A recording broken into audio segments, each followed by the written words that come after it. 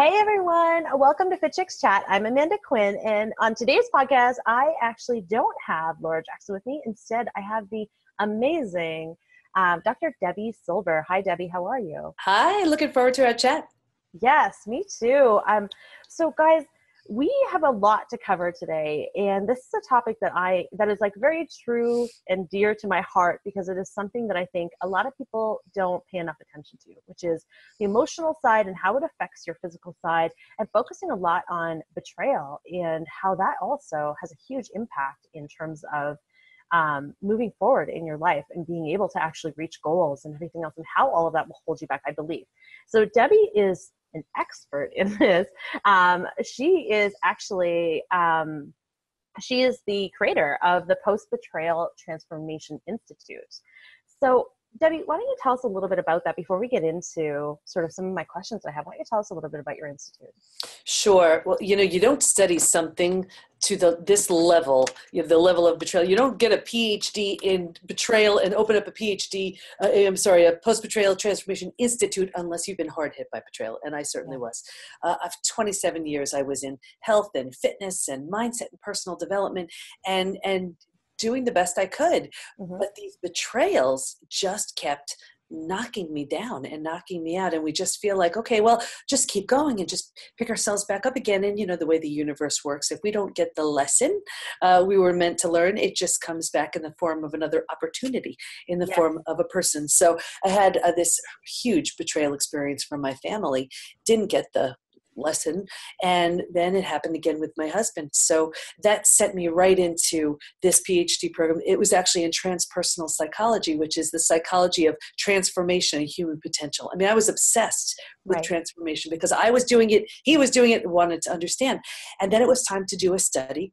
So I did a study on how women experience betrayal, what holds them back, what helps them heal. We actually made 3 discoveries, which was huge, and I'm happy to go over them with you. Yeah. No, I would love to. Let's dive in. I mean, we've got so much to cover, so let's just go for it. Yeah, sure. So the first is, while we can stay stuck in any stage for years, months, decades, a lifetime, if we're going to go from that shock of betrayal to transformation, we're going to go through these 5 very predictable stages. And what's so exciting is now we know what those stages are and what it takes physically, mentally, and emotionally to move from one stage to the next. So what's so great about that is, here you are blindsided by a family member, a partner, a friend, a coworker, and there's a way to move through it predictably. So that's the first really exciting thing. That is really exciting. Yeah, and I'll go through the 5 stages with you too, if you want to know. Yeah, no, I definitely think we'll get to those, like, for sure, because I really want to focus on some questions around betrayal, but I think knowing that stuff and knowing that there is actual stages to help you through, because so many times we are just in today's society, I find we just sit there and we go, it just takes time. Time will heal. But really, if you know that there's a process and you can use that process to your advantage to help you heal and to help you not only heal, but actually get through it, I think it's really key. So yeah, I definitely want to hear about this. and time is great, and we do need time, because Of something course. like trust is so huge. I mean, when trust is shattered, it takes time to rebuild trust. But sometimes the time works against us, because there's this thing called ruminating, where we're actually, we're going over it to find meaning, to make sense out of it. But then there's marinating, where we're just sitting in it. And we want to come to that place where, what's the benefit of this experience? What did I learn from it? How can I use it to help me grow? But when we sit in it too long, we get stuck, and we start creating these, like, this network of beliefs that keep us there. And that's the problem. That's what makes us sick. So that's so the time is an important piece. Anyway, the other 2 discoveries were, I was originally studying something called post-traumatic growth. And that's kind of like the upside of crisis. Like, what did it lead to? What'd you learn? What'd you gain? Okay. And, it's hard to imagine, how can a crisis lead to something good? But it always does. A new awareness, a new perspective, a new something. But what I found with every single participant, me too, healing from betrayal is so different, because not only is there a grieving process and all of the things you have to go through, you also have to heal aspects of the self that were so hard hit: rejection, abandonment, a sense of worthiness, self-esteem, confidence, trust. So it needed a new name. So I coined this new term, post-betrayal transformation. Mm-hmm. And then the other thing we discovered was there's a collection of symptoms so common to betrayal, it's become known as post-betrayal syndrome. So I actually have a quiz right on my site where you can see to what extent you're still struggling. Oh, wow. Yeah. That's fascinating. Well, Yeah. we'll definitely make sure that we share that link on our site as well as on social, so that anyone who is interested just to kind of do the quiz and just to see where they're at, to do just like a little bit of self-exploration, definitely recommend it. Yeah, because we don't realize it. You know, what happens is we have these symptoms and then we see the most amazing health experts, but we're playing this game of whack-a-mole. It's like this symptom shows up, we try to tamp down that symptom. This one shows up, we try to do something about that. And so we're seeing practitioners or taking something or doing something, but at the root of it is this unhealed betrayal. So when you heal the betrayal, all that stuff heals. Right. Yeah, no, and that completely makes sense, because it has to, it's kind of like you're just putting Band-Aids over top of things. You're not actually getting to the root of the problem. It's the same thing in terms of like with weight loss or anything like that. If you are just going through the motions of doing the movement and doing, eating well, you are going to get to the results. But if you don't heal that side of you, that oftentimes there's an emotional attachment to your weight and to your self-worth and all of that comes along with it. If you don't heal that side and you don't understand it, then you'll never actually really be able to have, I believe, like solid foundations and habits to last. You'll always end up cycling backwards. You're so right. When you think about what's a binge? A binge is really, here we are trying to feed an unmet need. That's really what it is. What's the need? Is it a need for just intimacy, or just, we're exhausted, or we have to have that difficult conversation, or there's something going on that we're not feeding. So we're trying to just stuff that emotion through food. And when we really say, what am I really hungry for? And you feed that, that's the beginning of the end of emotional eating. Right. Now, one thing that I did want to talk to you about before we get a little bit more into the betrayal stuff, because I do find this stuff so fascinating, but one of the things that I know that you understand a lot about, and I think that this is something that a lot of our listeners would relate to, is about self-sabotage. Because I think that when I think of it from a perspective of, your health, your wellness, your fitness, or anything, oftentimes I see it in myself too. I know I have a very strong sense of awareness, because I had a lot of therapy for over 7 years that I went through weekly, did a lot of self-discovery during that process to heal a lot of my old wounds. So I really understand when I'm doing things to self-sabotage, majority of the time. There's still times that are going to like sneak up on me for sure. But majority of the time I can really recognize it. And I can either choose at that point to either stop it in my tracks or to continue with it, knowing that I'm doing it, but being mindful about the fact that I am self-sabotaging. But that's taken a lot of work, a lot of effort, a lot of practice in my life. What do you say to people that are listening now that, like, first of all, how would you even define sabotage, like self-sabotage? And then what are signs that you are actually self-sabotaging yourself? Yeah. It's such a huge topic, because it's something that we do. So many of us do this. And it's wonderful that you're aware of it. And I'm a big believer, you can't change what you're not aware of. So the first step is to become aware of it. So why would it be that things are going beautifully in your relationships, or in your business, or in your health, and then you derail yourself? Like, we look at that and say, well, that just doesn't make sense. But it does. And it's always about protection. Because think about it. Like, let's just take, it's funny, I did a TEDx and it was on this topic. And it was all about, well, why is it that things could be going so well? Then boom, we derail ourselves. Like, here's an example. There was a woman I was working with, and she comes to see me to lose the weight. She had, over the years, just put on some weight, but she's a busy working mom, raising the kids and going to work and never taking care of herself. I'm sure so many of your listeners fit into that exact category. Yes. And so she comes to see me for the weight loss. But I know, sure, it can be about the food, but so often it's about so many other things. Of course. So she starts losing the weight. And then all of a sudden she starts feeling really good and confident, and she's feeling a little bit sexier and everything. And that scared the life out of her. Why? Because at that point she was forced to face the fact, hey, you know what? I don't know if I'm in love with my husband anymore. Wow.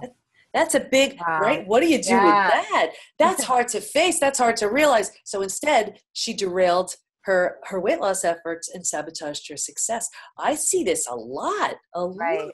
when it comes to weight loss, because, and I see this even with disease. I mean, you would think it's a no-brainer if you're hanging on to something that, of course, you'd want to get rid of the excess weight or the health challenge. If you don't know who you'd be without it, if you're not comfortable who you'd be without it, that weight, that health issue isn't going anywhere. Yeah, no. Oh my gosh, you're so right when you say that. And I can totally relate to that, because sometimes it's the fear. It's the fear of like, okay, well, or it's also the fear of like, well, what would I focus on then? If that's like been my focus of like, I've been overweight and I've been focusing my whole life on losing weight, and that's just been my thing that I hold on to. If I reach my goals, what do I have? Like, it's almost this weird sense of like, it creates a sense of self, or it's like workaholics or things like that. Like, I think it's the same sort of thing, right? In any, whether it's weight or whether it's work or whether it's food or whatever it is, it gives you some sort of sense of peace because that's the thing that you relate to and you know so well. It's your story. And I had one woman I remember, she was the funny one, in her group. Right. And it's funny because she said, Debbie, I don't get it. I'll lose like 30 pounds and I always sabotage myself. So I knew when 30 pounds was coming, and I marked it off in my calendar. And I remember she was really looking good and things are going well. And I remember saying, hey, what are you doing this weekend? She said, well, I'm seeing friends. Why? What are you wearing? She's like, I don't know. And I said, wear something sexy. And you know what? Be funny too. What? She comes to see me the next week. She was like, oh, I did it. I was funny and sexy. Like, absolutely couldn't fathom being both. But once you're aware and then you do it, there's that belief. It's shattered. All a belief is the repetition of an idea from someone you trust. That's it. So whether that person was a parent, a friend, someone in a religious capacity, a teacher, or something you've said enough times, when you say something enough times, you believe it. So in her mind, she could not be funny and sexy too. Could not. And then when she challenged it, took it on, boom, there it was. That's so fascinating. Oh yeah. Oh, I've had clients who said, another one said, oh, Debbie, just so you know, I'm a slow loser. Like, she tells me her story. I'm like, really? Slow loser? What's that about? And she's like, well, just so you know. I love when they tell me their story. So I said, do you want to take that on? She's like, well, what do you mean? I'm like, you want to take on this whole slow loser thing? Okay. Of course, the next week was her biggest weight loss week. Yeah. Because she challenged it. It was just a belief. But your mind always wants to prove you right. It will do everything to prove you right. Right. So as long as that belief's in place, that's the way it will work. So then when you have clients that say to you, I can't lose weight, or for anyone who's listening right now, who has the story that we were talking about earlier, that common story of like, I'm too busy, I don't have time, or I'm not a priority. How do you fix it? Because that's really, when you say you're too busy, you're saying you're not a priority. When you say I can't do this, it's saying you're not a priority. Like, how do you suggest for someone listening, how do they fix that self-sabotage, or how do they at least begin the process of healing that side of it? But the first thing I say is, can't really is I'm not willing to. That's the first thing. Mm-hmm. There's no can't, it's I'm not willing to. And that's okay if that's really how you feel. But I just want to make sure that they understand that. A lot of times they're just not sure what's capable. And that's what's so beautiful, because I'll just simply tell them what I'm doing. Not that what I'm doing is so great, but here I am. I have 4 kids, 6 dogs, an online business, an institute, writing a book. So I found it's not that I'm so great at any of this. I've just found some really simple ways to prioritize what's important. Right. And I'm okay with letting go with what isn't. So very often it's just, what simple hacks do you need to get the priorities done? And to be okay with it, because with so many women, there's this Wonder Woman supermom thing. And I also do stress testing. So I can promise you that's a recipe for stress-related diseases right there. And I know because that was me. I did that. I mean, I've only taken on all these new areas because I crashed and burned so many times from these exact things. Mm-hmm. So once I healed, I was like, well, that was dumb. Why do I have to do everything? It's really okay. And who am I trying to impress? What am I doing all this for? Why not just let some of it go and be okay with it? And then I realized, we have this expectation. We set the bar so high. No one set the bar so high. We did. Right. And right. And we look at everybody else like, oh, they look like they're just doing so well. And, we see them and they look perfect and it looks like they have it all together. But here's the reality. I see their lab results. So I know what's going on internally. And even though they're looking beautiful, you're seeing what they want you to see. Mm-hmm. You're not necessarily seeing the truth. And that's why I'm so open about just what goes on in my life, because people can assume, well, you're doing all these things, but I have compromised and I've let go and I've prioritized and I crash and burn and learn how to heal. So, there are ways to make it work, but when you do too much, it's you're not being good to anybody. Definitely. And would you say too, when you're doing too much, like this is something that I've experienced in my own life, is that sometimes I know what I'm capable of, and I'm aware of it. And I know that if I prioritize properly, that I can get through it. But sometimes you get caught up in your own head with your creating your list and it's almost like you're creating your own drama, that you're like, oh my gosh, I've got to do all this and this and this and this. And that's what actually overwhelms me more than the actual tasks. And so I have to always kind of take a step back and be like, no, I got this. Like, I know I can do this as long as I follow this pattern and I, follow my schedule and I keep everything as routine as I can. And I ask for help when I need it. Like, as long as I do those things, I know I can get through everything that I'm doing. Do you feel as though that is a good strategy for this, to avoid the crash and burn? Well, first of all, you are brilliant. Go you for asking for help, because so many women will not do that. And oh no, I do. Here's the challenge with women. Mm-hmm. Because we're so capable, we do it all until we can't. But the only way to get it done is we have to cut some corners, and we wouldn't dare cut the corners when it comes to anybody else. So we cut it when it comes to our own self-care. Because think about it. If I get up a little bit earlier, I could send out a few more emails. If I give up that workout, I can do a few more errands. If I go to the drive-through, I don't have to make that healthy meal at home, right? Yeah. So we're cutting those corners, and then we do something else. We turn down the being and we turn up the doing. What do I mean by that? We turn down the feeling and turn up the thinking. Feeling takes time, and we don't have the time. So we turn down the part that feels, and we become almost machine-like. So we could just get things done that are, that's on our list. And this is what's so interesting too. When I talk about the 5 stages in the study, and this is no blame, this is no judgment, this was every single participant in my study, including me. I found them all doing the same thing.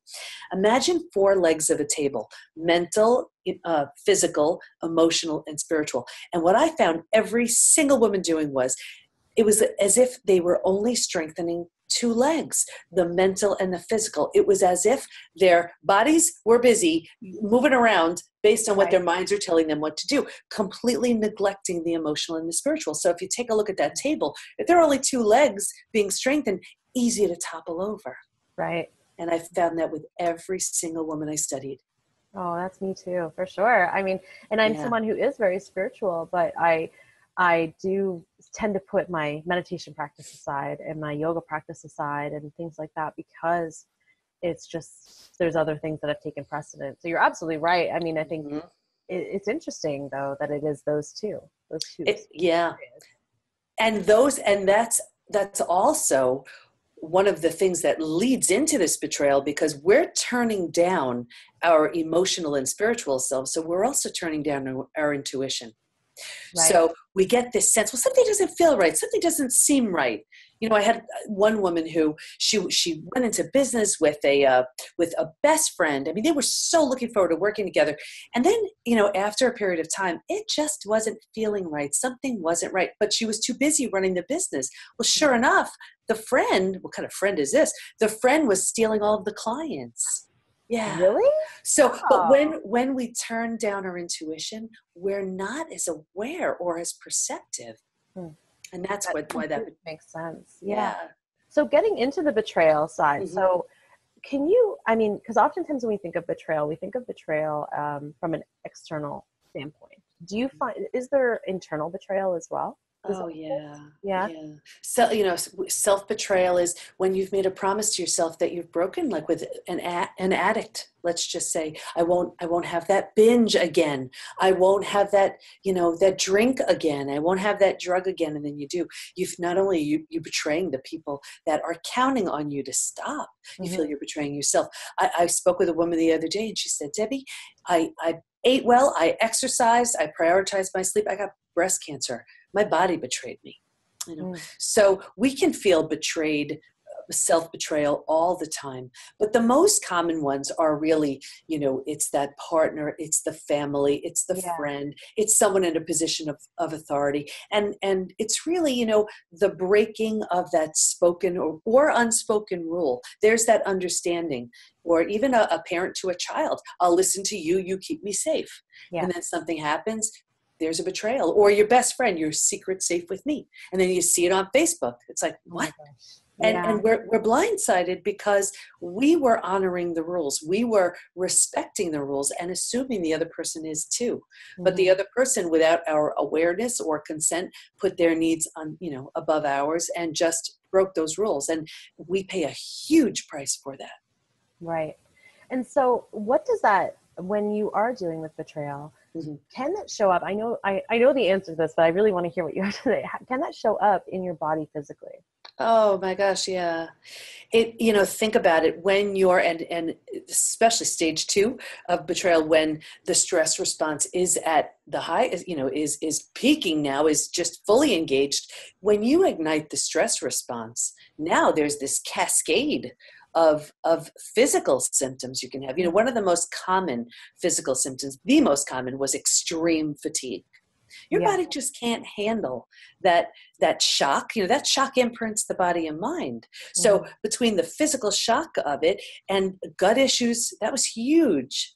Mm. And now think of it. Now you're headed for every single characteristic of and symptom that goes with adrenal fatigue. Right. So gut issues and hormonal shifts and fatigue and weight changes and hair issues and thyroid and you name it.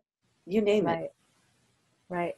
And so why don't you tell us a little bit more about the 5 stages? Because I think that, really understanding those, I think, is really key. Sure. Okay. So the first one, like I said, it's that big imbalance between where we're prioritizing the physical and the mental and really neglecting the emotional and the spiritual. I saw that in every single participant. So it's just this we're just busy doing, we're just doing our best. We're running our businesses, being a parent, being a Mhm. child, whatever our role is, but we're really working hard, and there's no Yeah. fault, no blame here. And then there's the shock. And here's the breakdown of the body, the mind, the worldview. The stress response is engaged. We start having all kinds of adrenal issues, immune issues. We're exhausted, but we can't sleep. Where the mind, chaos, brain fog, overwhelm, confusion. We can't make any sense of what just happened because think about it. If the people we trust the most prove untrustworthy, who do we trust? When the ones we'd run to when other people are causing harm are the ones causing the harm, where do we go? So Yeah. this freaks out our entire body and mind. Then there's a breakdown of the worldview. The worldview is how you view the world. These Hmm. people are safe. This is good. This is bad. This is, these are the rules. Now with a betrayal, everything we've known to be real and true no longer exists. The bottom has bottomed out on us. So think about it. If the bottom has bottomed out on us, that's a really scary stage. Of And a course. new worldview hasn't been formed yet. So, but think about it. If you're walking down the street and the bottom were to give way, you would grab onto whatever you could to hold on and survive. And that's stage three. So stage three is survival. Instincts Hmm. are emerging. This is very practical. It's where am I going to live? What am I going to do? How am I going to survive this? How do I pay for my kids? Whatever our specific challenge is, Hmm. pure survival. If you can't help me, get out of my way. Like I need to figure out how I will survive this. Of course, the stress response is still engaged here. We're afraid. This is terrifying. Once we've figured out how we can survive, that it'll be okay. Okay, I'll work at this job. I'll live here. I'll do this. That person's not safe, but this person is. We kind of get that. We Hmm. slowly move into stage four, which is finding and adjusting to a new normal. This is like if you've ever moved, right? And we shared you're going to be moving, right? So I'm in the process of, yeah. right in the process of it. So here, your new place, it doesn't feel moved in and lived in and cozy yet, but it's going to be okay. Mm-hmm. So, you don't know your route to where you're going and you don't know all the details, but it's going to be okay. Now, when you're in that space, you're telling the body and the mind, okay, we got this, breathe a little bit easier, and when you're in that space for a while and you're like, okay, I can make this work, I got this, we slowly move into the fifth stage, which is healing, rebirth, and a new worldview. The body now starts to heal because you're turning the stress response down. Here now, we finally have the bandwidth for our own self-care. We didn't care about weight loss or eating well or moving before that. It was about survival. Now we can pay attention to that. The mind starts to heal a little bit. Okay, calm down. And we have a new worldview based on everything that we've seen. And remember that table from stage 1 where we were only focusing on 2 legs? We are solidly grounded on all 4 by stage 5. Okay. And if you have someone who feels like they're kind of stuck in one of those stages, because I feel like that might happen often. I feel like stage 2 and stage 3 might be the areas that people get stuck the most. I could be wrong, but I would think so. You're absolutely right. We could stay stuck in a stage 3. We can stay stuck in a stage 3 for a lifetime. Well, survival, yeah, because you're just. I can see that. I can see that from just thinking about people in this world and seeing how other people are operating and seeing how they're in that survival state, and you could see it in their skin, you could see it in their face, you could see it in every part of their being, you could feel it from their energy. And so when someone is stuck in a stage, how do they break through from that? Because that's got to be a really hard task. It really is. Especially if it's been a long time, like if they didn't even realize they were in it and they've been in it for a decade, say, how do they get past that? Well, that's what was so great about the study, because now, I had a woman who said, I have a 6-week program now that actually moves you from one stage to the next. And I had a woman in there saying, Debbie, this would have saved me 20 years. Oh my gosh. 20 years. That's because amazing. if we've identified where you are and what it takes to move from one stage to the next, that it's like, okay, do these experiential exercises. This is what we do with the mind. This is what we do with the body. Let's go to that next stage. It's proven and it's predictable.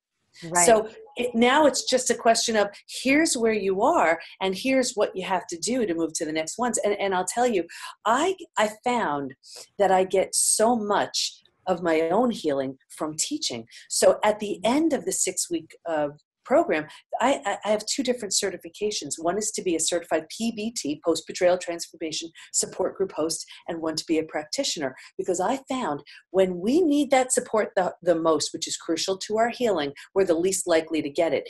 And I wanted women to be able to find these groups wherever they are. And I also wanted the hosts to be able to benefit to heal through their teaching. So, my intention is to get these groups, every state, every country, every few blocks, and then I'm done. Yeah.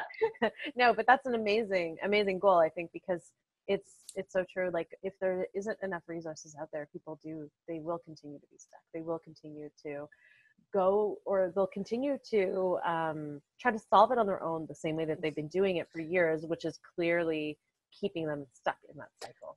Absolutely. And again, I learned this the hard way. When I had my own betrayal, I remember it was just about my clients, my kids, crash. Clients, kids, crash. That's all I did. Right. My clients were, they needed me to be strong. I had 4 kids. I needed to make sure they were okay. And then I would just crash. And I didn't speak to my friends about any of this for the first year. Because there's so much shame, there's so much judgment, there's so much, I didn't want pity, I didn't want any of that. Yeah. And we even found in the study that women often protect their betrayers. Because, they're like, ooh, I don't want them, I don't want to deal with it, I don't want to hear about it, whatever. All my friends love him or her, I don't want to, and so, no, but that's when we need it the most. Mm-hmm. So these groups are really designed to not to sit and commiserate and to keep you stuck, but just to speak with people who get it because they've been there. Yeah, no, that's so true. I know even from my own experience, I remember going through this betrayal and I was not seeing it for what it was. I know that now. And I that's when I was also using, I had a therapist I was working with who used a lot of alternative therapy methods and a lot of meditation techniques and things like that rather than just traditional. But I still remember going through that and external things kept happening to me. And it was the most interesting thing in the world because I was going through it and internally I was keeping my eyes closed. I was like, no, I don't want to see what's happening around me. I knew there was something. And then externally, I was driving on a highway and my car got hit. And then a week later, my car was in a parking lot and it got hit. And like someone hit it. And I was like, oh my gosh. And my therapist at the time, we were talking about it and she's like, it's the world saying like, look out, like you have to open your eyes, like you have to pay attention, it's like it's constantly. Do you believe that happens, that externally things happen as well, it's not just internal? It is. So the more I learn, the more I see it. Like, here's an example. I had, and this is from extreme stress, I had arthritis. Arthritis is chronic illness driven by extreme stress. And I didn't know it was from extreme stress. Well, it's chronic illness and it can stress, it can cause just about everything. True. So here I had such debilitating arthritis in my feet. So now on the outside, they looked fine. The inside, I had no cartilage, none, zero, none. And every doctor said, oh, it was from your years of running back in the day. And I hadn't run for years. And I'm thinking, but why do some people get to run into their 80s? Like this was years ago. I couldn't run. It didn't make sense, but they didn't have any other explanation. So I believed it. Had surgery on one foot. And years later, after, just my own crash and burns, had surgery on the other foot. And think about what the feet represent moving forward. So I remember having this moment, just this moment of pure healing, like trust. And I hadn't trusted in a long time because trust is terrifying once you've been betrayed. And everything was okay. I was safe. It was okay. And I remember now my feet were so bad that if I wore heels, I'd be like nauseous from the pain. Oh my God. And I remember I was wearing like just sneakers the whole day. And I had this moment. It was a moment of trust and total peace and whatever. I woke up the next day as if I were wearing 6-inch heels and dancing all night long. It was that painful. And I was like, what the heck is this? And then this flash of like, I just felt these words, your hard stance keeps you in a hard stance. Wow. I was like, whoa, your hard stance, like my resistance, unwillingness to, give trust again, keeps me in this hard stance. And I was like, oh, that, and I knew it was, that's not me. I'm not nearly that profound. And I was like, wow. But we get messages like that all the time. Yeah. We just don't pay attention. We don't listen. We don't trust. Yeah. No, that's so fascinating. Thank you so much for sharing that.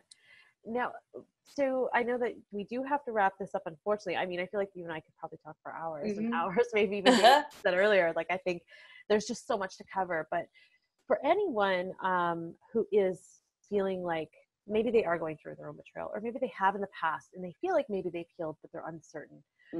Like, do you have any sort of signs or symptoms or anything that somebody should look for to be aware, to have awareness that they are still stuck, that there's still something holding them back, or vice versa, that they are actually healed from it? Like, is there something that's a clear indicator of either? Oh, you'll know if you're healed. But if you're stuck in the slightest, I mean, that's why I would so recommend everybody taking that quiz. Because even just the questions alone, taking those questions, you'll be like, wow, really? I'm going to do it as soon as we're done here. That's why I feel that. That's what's going on. And it makes so much sense. So, because you can't change it if you don't know it's even there. So when you realize, oh, wow, I'm feeling, I have that physical feeling. I have that mental feeling. I have that emotional response. Yes, I am hesitant to trust again. I do want to move forward, but I don't know how. I mean, it's crazy how, and all of these questions really just came from the study and all the people taking the quiz. We saw something that it was like, wow, there's really something called post-betrayal syndrome. And it is this collection of physical, mental, emotional circumstances that are just left in the wake of this betrayal. So I would say, absolutely, you'll see everything in the quiz. But as far as knowing that you're healed, when you can look at your experience and say, you know what, that was yes, by far, hands down, the most horrible thing that's ever happened. And I could speak personally, horrible. But when I look at what it's led to, like here we are in the PBT Institute. I never had a place. I had an online business forever. Yeah. So to have an institute and now be writing books on it and certifying these practitioners and hosts, and to do something so much bigger with it, to speak about it, to somehow help other people become aware so they can heal, it was worth it. Yeah, definitely. And would you say that helping people, I mean, for anyone who is listening, who is going through a process or is going through a betrayal or is starting to heal or maybe has healed, what do you say to them when they feel like they have to keep it to themselves, when they feel like they have to close it off? Like my suggestion to people always is like, share, because you have no idea how much impact you can make with someone else out there that may be going through something similar, or that just making someone feel like they're not alone, and also just making yourself aware of the fact that you are not alone through this process. But do you have any other words of advice on that? I do. Physically, that'll kill you. It really will. But I know how uncomfortable it is. I know how terrifying it is to be vulnerable. Here I am, like on your show, telling you about my betrayals. It's scary. Of course it is. I get it. But there's so much healing that you get from opening up like that. And, there are so many benefits we get from keeping stuff to ourselves. We get self-pity. We get to be right. We get our story. We get, to blame someone. We get all those benefits. But when you're willing to give that up, you get freedom. You get healing. You get a much better story. You get to be the heroine of your story. Like, it's so worth it. So trust. And I know that's so hard to say after betrayal, but even if you trust one person enough to confide in, that's a help. Wonderful. Well, Dr. Debi, thank you so much. I so appreciate you taking the time to share this information with us. And all of the links will be available to check out the quiz, as well as to look into your institute, will all be available at thechicksacademy.com. If you check on the blog post that'll accompany this podcast, so anyone that's interested. But also, Debi, can you just share where they can find more information about you as well as your institute? Oh, sure. Just go. Here's where the quiz is. And on the site, you'll find everything. It's PBT, as in post-betrayal transformation, pbtinstitute.com/quiz. Okay, perfect. All right. Well, thank you again. And everyone, thank you so much for listening. And we will chat with you again soon. Have a great day, everyone. Bye. Thank you.